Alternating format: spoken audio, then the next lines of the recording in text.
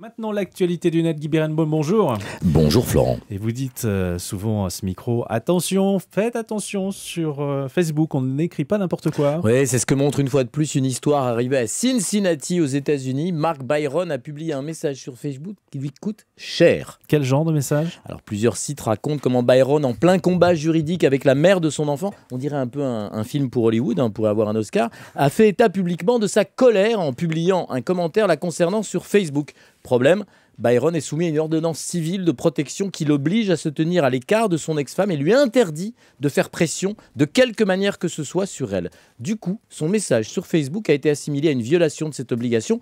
Byron avait écrit « Si vous êtes une femme vindicative qui veut ruiner la vie de son mari et envoyer son fils le plus loin possible de lui, tout ce que vous avez à faire, c'est de dire que vous avez peur de votre mari ou de votre partenaire et ils vont l'emmener. » Le juge saisi par l'ex de Byron a été sévère, son verdict inédit. Soit Byron s'excusait sur Facebook, soit il allait passer 2 mois au pénitencier. Byron a publié des excuses sur Facebook, message en ligne pendant 30 jours. Il a aussi dû verser une pension de 1156 $ et les frais de justice de son ex. Décision qui pose question.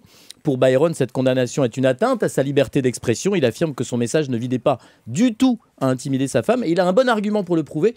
Il lui avait bloqué l'accès à sa page Facebook, donc elle ne pouvait pas se sentir menacée.